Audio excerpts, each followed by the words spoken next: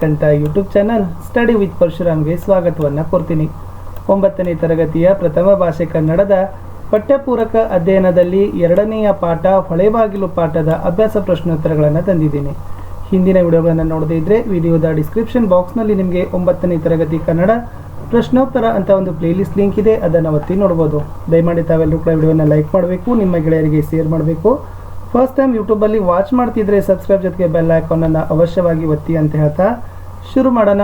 9ನೇ ತರಗತಿ ಕನ್ನಡದ 2ನೇ ಪಠ್ಯಪೂರಕ ಅಧ್ಯಯನ ಹೊಳೆಬಾಗಿಲು ಪಾಠದ ಪ್ರಶ್ನೋತ್ತರಗಳನ್ನು. ಮೊದಲಿಗೆ ಸ್ನೇಹಿತರೆ, ಕೃತಿಕಾರರ ಪರಿಚಯವನ್ನು ತಿಳಿದುಕೊಳ್ಳೋಣ.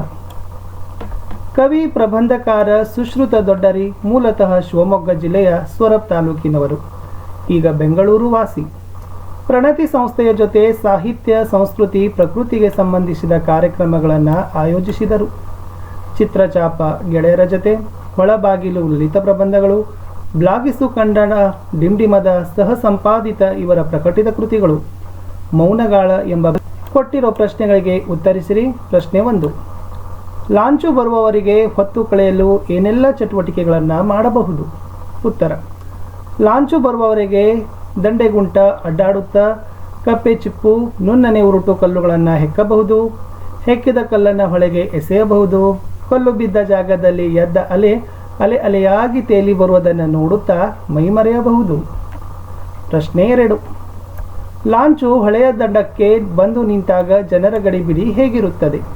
ಉತ್ತರ: ಲಾಂಚು ಹೊಳೆಯ ದಡಕ್ಕೆ ಬಂದು ನಿಂತಾಗ ಮೊದಲ ಸಲ ಲಾಂಚು ಹತ್ತುವವರ ಸಂಭ್ರಮ. ಕುತೂಹಲಗಳಂತೂ ಹೇಳತೀರದು. ಅವರು ನೀರಿನ ಸಮೀಪಕ್ಕೆ ಹೋಗಿ ನಿಲ್ಲುವರು. ಬಸ್ಸನ್ನು ಅದರೊಳಗೆ ಹಾಕುತ್ತಾರಾ? ಅದು ಹೇಗೆ?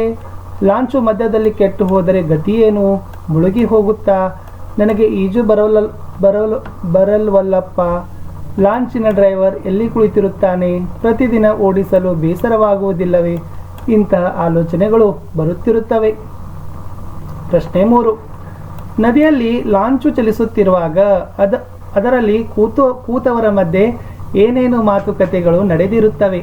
ಉತ್ತರ: ನದಿಯಲ್ಲಿ ಲಾಂಚು ಚಲಿಸುತ್ತಿರುವಾಗ ಅದರಲ್ಲಿ ಕೂತವರು, ದೇವರೇ ಸುಖವಾಗಿ ಆಚೆ ದಡ ತಲುಪಿಸಪ್ಪ ಎನ್ನುವ ಅಜ್ಜಿ, ಅರೆ ಲಾಂಚಿನಲ್ಲಿ ಜಂಪ್ ಆಗುವುದೇ ಇಲ್ಲ ಎನ್ನುವ ಗಂಡಸರು, ಅಪ್ಪ ಇಷ್ಟು ದೊಡ್ಡ ಲಾಂಚನ್ನು ಇಲ್ಲಿಗೆ ಹೇಗೆ ತಂದರು?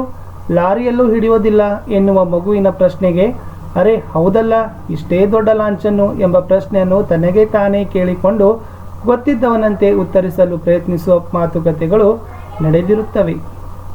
4ನೇ ಪ್ರಶ್ನೆ. ಲಾಂಚು ತನ್ನ ಪಯಣ ಮುಗಿಸಿದಾಗ ಜನರು ಹೇಗೆ ಹೊರಡುತ್ತಾರೆ? ಉತ್ತರ: ಲಾಂಚು ತನ್ನ ಪಯಣ ಮುಗಿಸಿದಾಗ ಜನರು ಲಾಂಚಿಗಾಗಿ ಕಾಯುತ್ತಾ ನಿಂತಿರುವವರ ಮುಖದಲ್ಲಿ ಮುಗುಳ್ನಗೆ. ಬೈಕು, ಕಾರುಗಳು ಸ್ಟಾರ್ಟ್ ಆಗ್ತವೆ.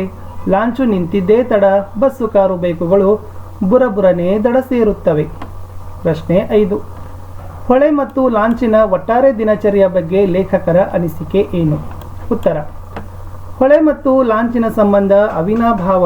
ಜನರನ್ನ, ವಾಹನಗಳನ್ನು ಒಂದು ದಡದಿಂದ ಮತ್ತೊಂದು ದಡಕ್ಕೆ ಸಾಗಿಸುವ ಲಾಂಚಿನ ಪ್ರಯೋಜನವನ್ನು ಲೇಖಕರು ಬಹಳ ಸೊಗಸಾಗಿ ಚಿತ್ರಿಸಿದ್ದಾರೆ. ಅದರಲ್ಲಿ ಜನರ ಮಾತುಕತೆ, ಸಂಭ್ರಮ ಎಲ್ಲವನ್ನೂ ಸವಿವರವಾಗಿ ವಿವರಿಸಿದ್ದಾರೆ. ಸುತ್ತಲಿನ ಪ್ರಕೃತಿ ಸೌಂದರ್ಯವನ್ನು ಸವಿಯುತ್ತಾ ಅಲೆಗಳ ಮೇಲೆ ತೇಲುತ್ತಾ ಸಾಗುವುದು ಆಹ್ಲಾದಕರ.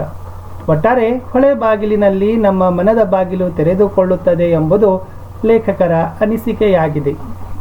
ಇಷ್ಟು 9ನೇ ತರಗತಿಯ ಕನ್ನಡದ 2ನೆಯ ಪಠ್ಯಪೂರಕ ಅಧ್ಯಯನ ಹೊಳೆಬಾಗಿಲು ಪಾಠದಲ್ಲಿರ್ತಕ್ಕಂಥ ಪ್ರಶ್ನೋತ್ತರಗಳಾಯಿತು. ದಯಮಾಡಿ ತಾವೆಲ್ಲರೂ ಕೂಡ ವಿಡಿಯೋಗಳನ್ನು ಲೈಕ್ ಮಾಡಬೇಕು, ನಿಮ್ಮ ಫ್ರೆಂಡ್ಸ್ ಸರ್ಕಲ್ಗೆ ಶೇರ್ ಮಾಡಬೇಕು.